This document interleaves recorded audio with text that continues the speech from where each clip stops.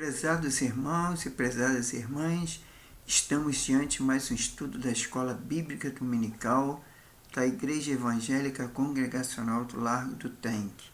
E hoje nós vamos estudar a lição 5, que tem como título Perdendo para Ganhar. Então esse é o título da lição. Bom, vamos dirigir a Deus em oração pedindo a sua bênção para este momento da Escola Bíblica Dominical online e que Deus possa nos abençoar. Querido Deus, eterno Pai Celestial, nós te louvamos, te agradecemos por mais esse dia de vida, te agradecemos pela tua graça, a tua misericórdia, o teu amor, o teu perdão, te agradecemos porque tu tem cuidado de nós, tem nos abençoado e tem nos guardado. Ó Deus, perdoa os nossos pecados, nossas falhas, tudo aquilo que fazemos que não te agrada. Tenha misericórdia nas nossas vidas, abençoe esses momentos, que possamos ter compreensão da tua palavra e que possamos ter compreensão desse estudo, que é a lição 5, que o Senhor possa estar abençoando cada vida que vai assistir através das redes sociais, que o Senhor possa estar abençoando a família, o lar e livra de todo o mal. Nós pedimos, te agradecemos, em nome do Senhor Jesus. Amém. Então vamos estar início, irmãos, na lição 5, e a lição 5 ela tem um texto bíblico básico, que é Filipenses 1, aí nós vamos ler o versículo 3 ao 6, depois versículo 12, o versículo 18, o versículo 20 e o 21, e o versículo 27 e 29. Então vamos estar início a nossa leitura. No versículo 3, dou graça ao meu Deus todas as vezes que me lembro de vós. No 4, fazendo sempre com alegria, orando por vós em todas as minhas súplicas. O 5, pela vossa compreensão no Evangelho, desde o primeiro dia até agora. 6, tento por certo isto mesmo, e aquele que vos começou a boa obra, aperfeiçoará até o dia de Jesus Cristo. Agora pulando para o versículo 12. E quero, irmãos, que saibam que as coisas que me aconteceram contribuíram para o maior proveito do Evangelho. 18. Mas que importas? Contanto que Cristo seja anunciado e que toda maneira ou com fingimento ou em verdade, nisto me regozijo, me regozijarei ainda. 20. Segundo a minha intensa expectação, esperança, de que nada serei confundido. Antes, com toda a confiança, Cristo será tanto agora como sempre engrandecido o meu corpo, seja pela vida, seja pela morte. 21. Porque para mim o viver é Cristo e o morrer é ganho. 27.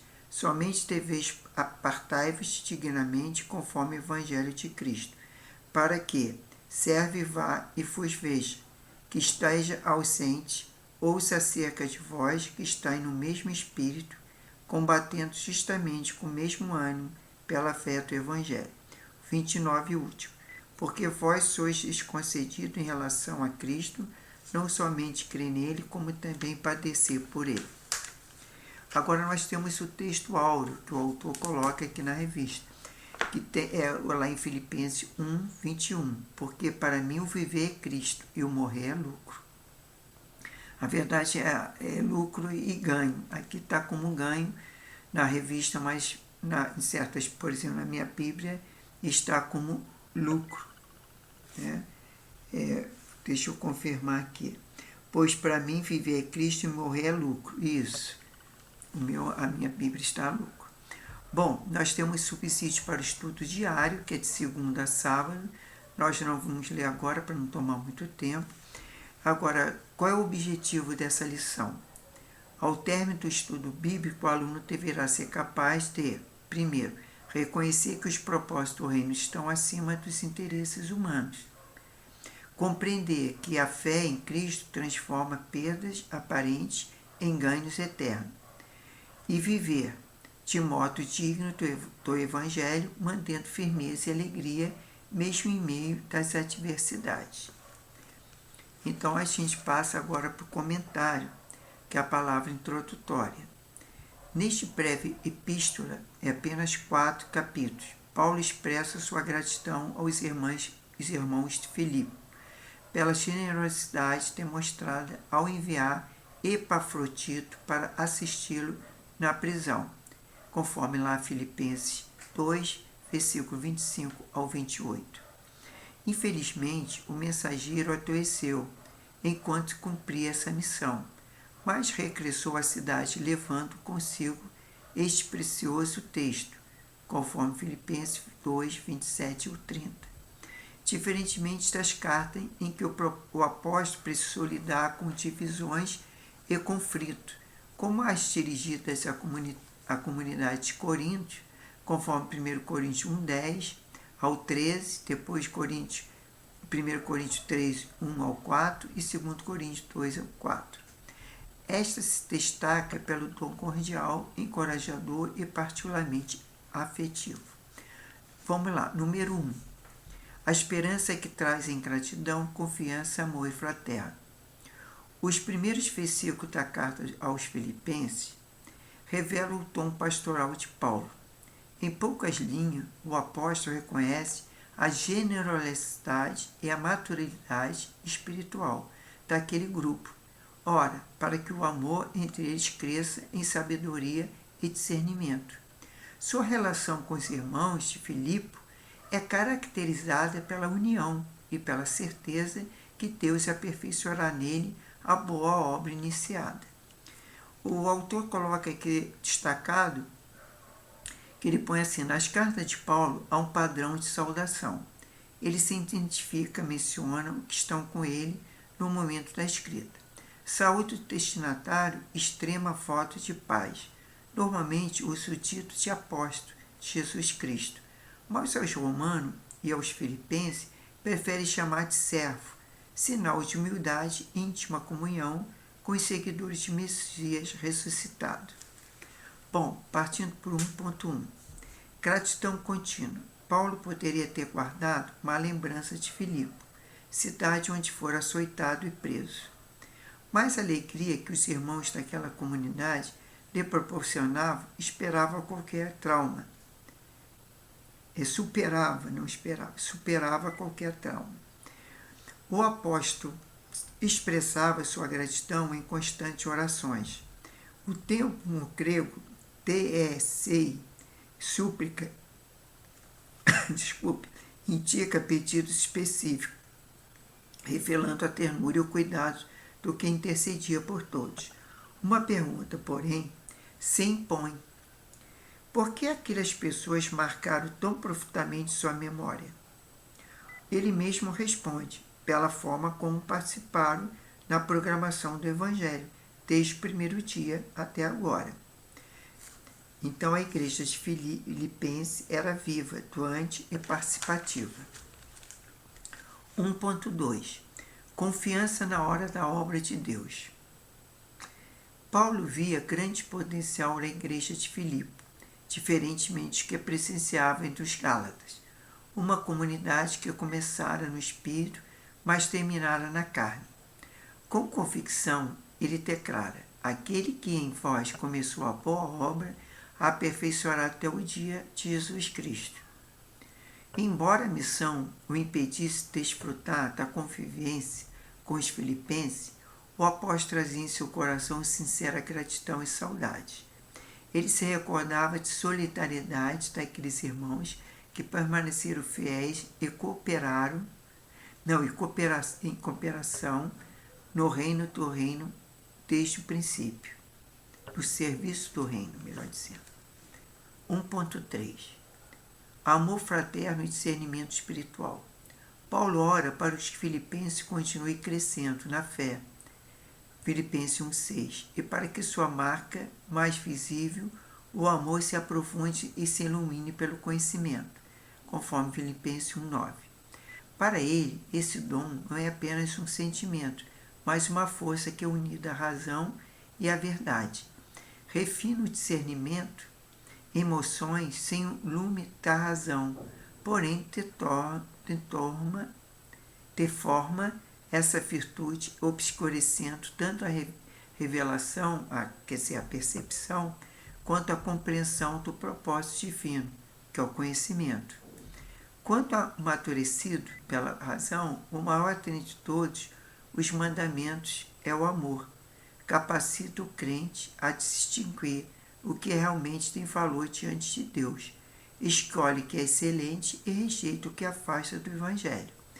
Mesmo reconhecendo a maturidade dos irmãos de Filipe, o apóstolo os adverte a permanecer firmes e irrepreensíveis, produzindo os frutos de justiça que reflitam o caráter de Cristo e glorifiquem o Senhor, conforme Filipenses 1,11. Lições do cárcere, é o 2. A maioria das construções de Deus em nossa vida costuma nascer em meio à adversidade. Desse lugar que profissão de Paulo escreve os Filipenses, encarcerados, mas lúcido. Ele observa o que acontece fora das grades. Algumas notícias ele chegam com clareza, outros com rumores e silêncio da prisão. Sua mente e sua alma ganham espaço para discernir cada fato à luz da graça. E dessa reflexão nascem as lições que transformaria a sua dor em testemunho. 2.1. O Evangelho é vivo. O inimigo jamais lucrou com as vestiduras contra os servos do Senhor. Paulo sabia extrair propósito até mesmo da dor. A sua reclusão em Roma tornou-se um campo fértil para o avanço de boas novas de salvação.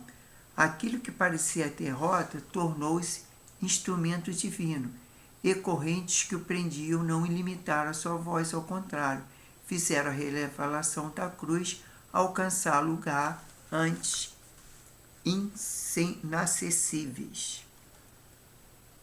2.1.1 As cadeias abriram portas.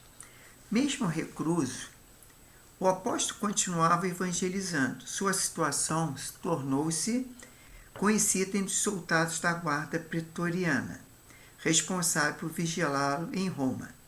A notícia de sua prisão se espalhou e o testemunho daquele homem justamente detido alcançou o palácio imperial.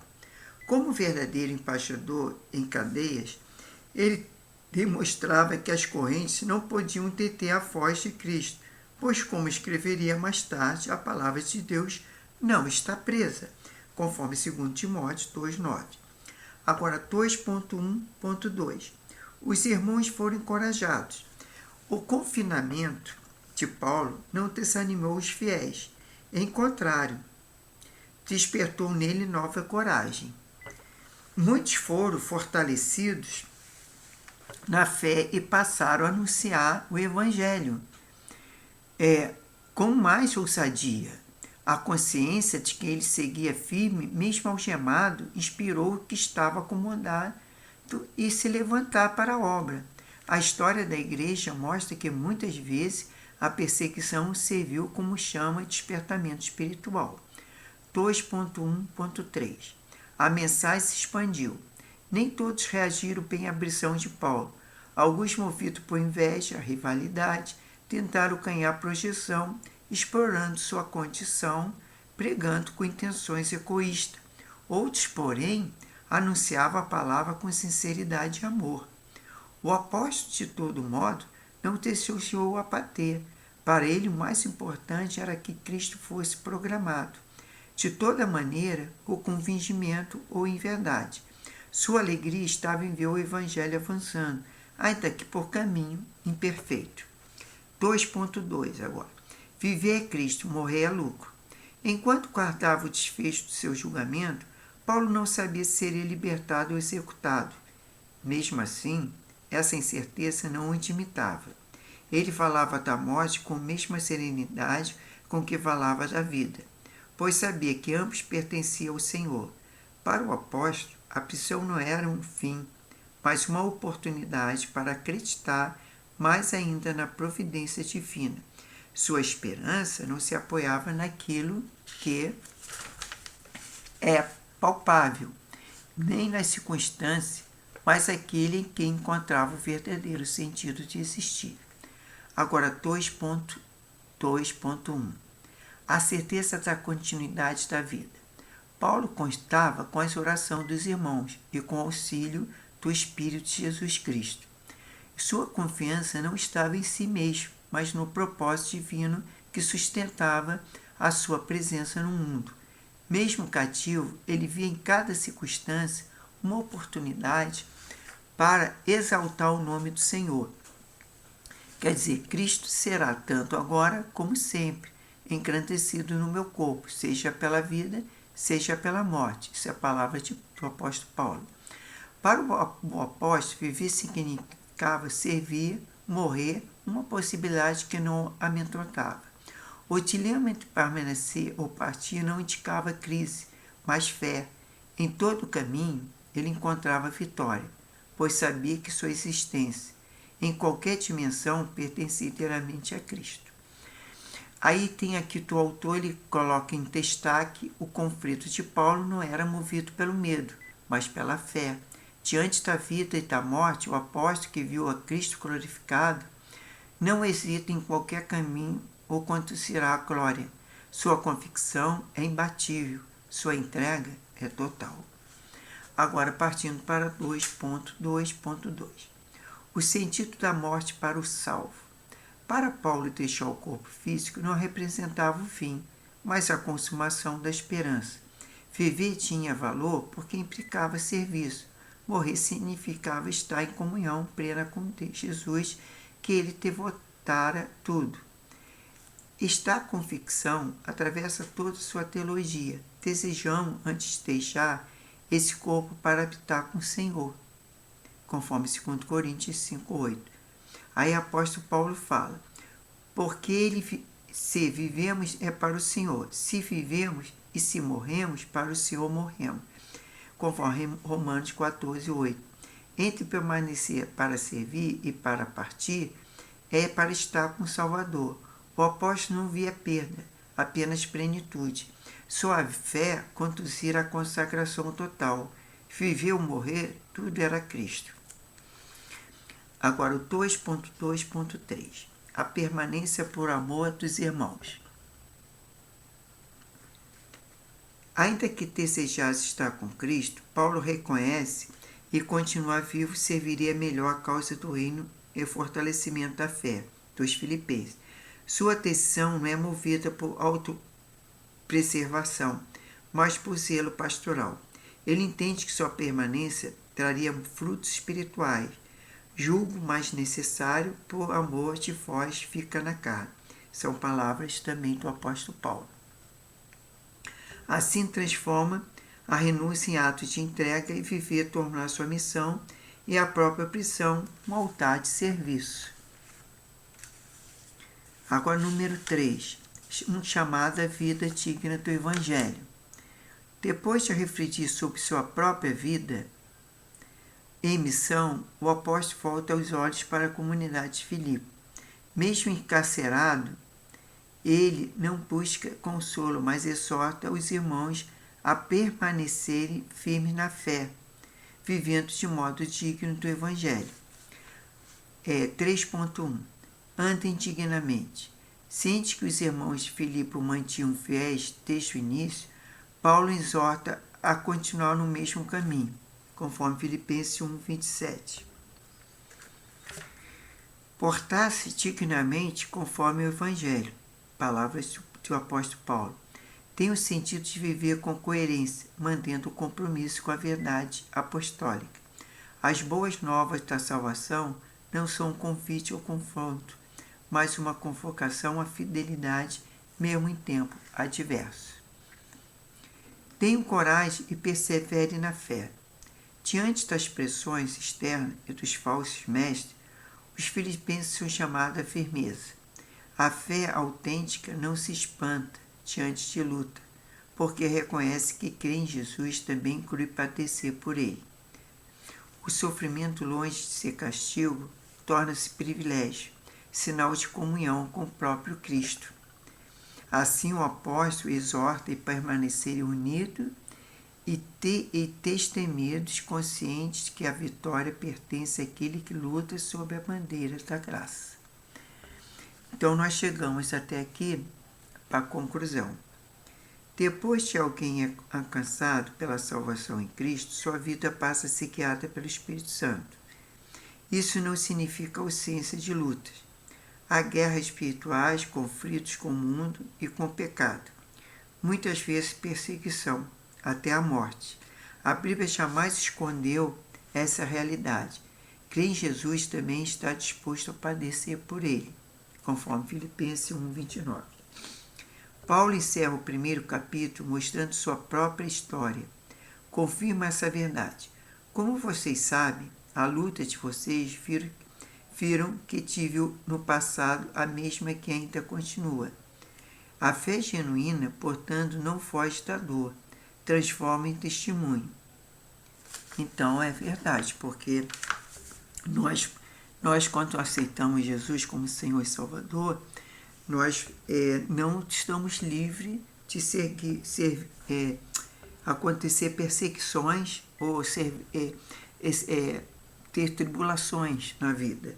Mas, mediante a fé, nós somos mais que vencedores em Cristo Jesus.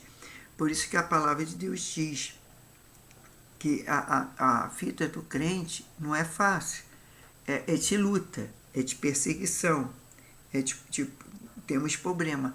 Mas Cristo está conosco em todos os momentos e o Espírito Santo também. Então, esse é o nosso consolo. Que vamos ter dificuldade? Vamos. Às vezes até, quando a gente está no mundo, a gente não tem tantas dificuldades. Mas, às vezes a gente passa a aceitar Cristo, a gente tem dificuldade. Mas é com Cristo Jesus que a gente vai superar todas as dificuldades, todas as adversidades, tudo aquilo que não agrada a Deus. E até na questão das guerras espirituais, conflito com o mundo e com o pecado. Entendeu? Então agora a gente já tem o Espírito Santo que nos convence da justiça, do juízo, do pecado e pode nos orientar tudo aquilo que fazemos que não agrada a Deus, para nós se arrependermos e deixarmos de fazer. Bom, temos uma atividade para fixação. É uma pergunta. O que significa para Paulo afirmar viver é Cristo e morrer é lucro? Está lá em Filipenses 1:21. Resposta. Quer estar no corpo terreno e servir e honrar Jesus. Partir é encontrar-se com Ele na glória. Né? Quando a gente está no mundo, a gente serve ao Senhor. Quando a gente morre fisicamente, a gente vai para a glória, vai para a presença de Cristo.